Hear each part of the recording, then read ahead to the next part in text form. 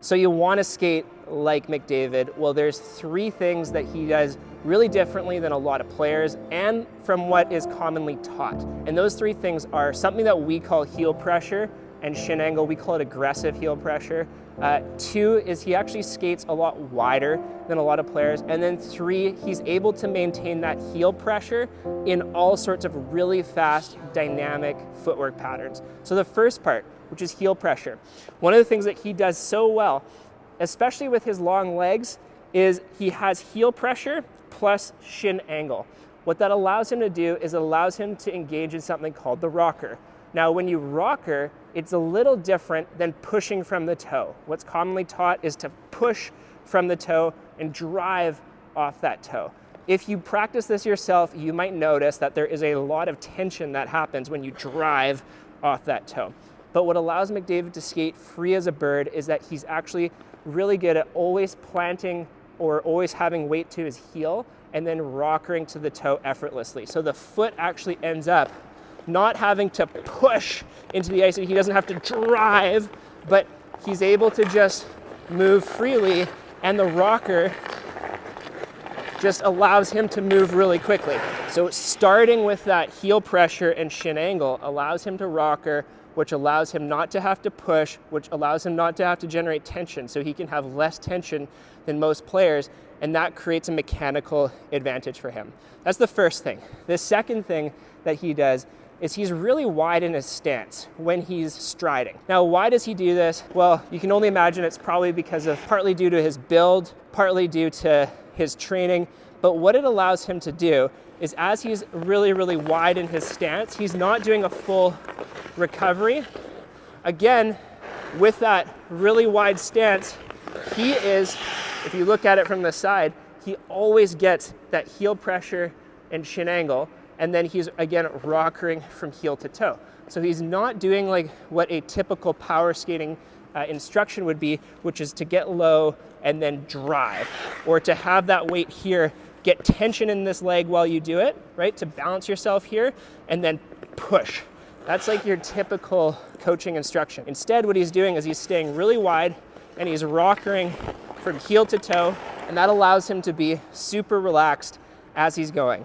And then the last thing that he's doing is that he's able to, in these really, really dynamic movements, always keep his weight to his heel. What it can happen is as you start getting into things like the 10 and 2, or something that we call the shuffle, what McDavid is doing, and what a lot of players don't do, is he's keeping his weight to his heels. When a lot of players get into these tight, dynamic situations that they're not super comfortable with, they get their weight to their toes, and you can feel that when you get your weight to your toes, you generate tension in your calves. When you generate tension in your calves, your whole leg gets tight. Then it's hard to balance and to be dynamic. What McDavid can do so well is in a 10 and 2, for example, is he can get his weight to his heels and move really, really smoothly. In a move like the shuffle, we often see him do the shuffle on a breakaway, where he will be crossing over wide, crossing over in, and then he'll shuffle in like this. He can keep his weight to his heels, even when so many players' natural instinct is to tighten up.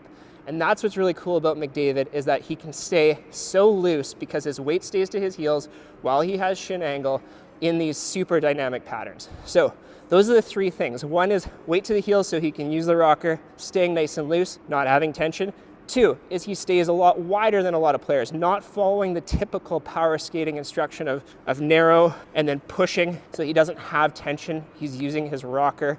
And then 3, in very, very dynamic footwork patterns, he's able to keep his weight on his heels. So this is a downhill skating breakdown of Connor McDavid's skating style, how it's different than a lot of players and different than a lot of the coaching that you might have heard before.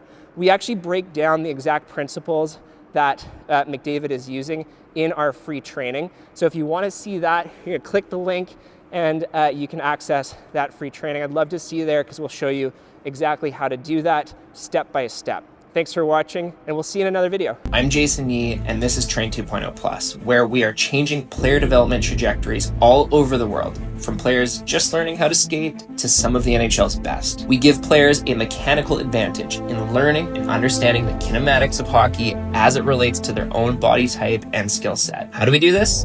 Through a mechanics-first approach, by reverse engineering the elite NHLers' movements. By using technology that wasn't available before, we are able to learn exactly how the NHL's best are moving so that we can structure their movements in standards and make them available to players all over the world. Now, by concentrating on a player's mechanics, it is the fastest, most efficient way of increasing performance in the shortest amount of time. By closing that gap in knowledge between what the top players are doing and what is being taught by traditional skill and power skating coaches, we have a player development system derived from education, video analysis, and implementation of mechanics from the world's best. Train 2.0 is the next level operating system for players and coaches who want their own private playbook to elite biomechanics. If you're ready to change your player development trajectory, then join the Train 2.0 Plus membership to upgrade your mechanics, to upgrade your game.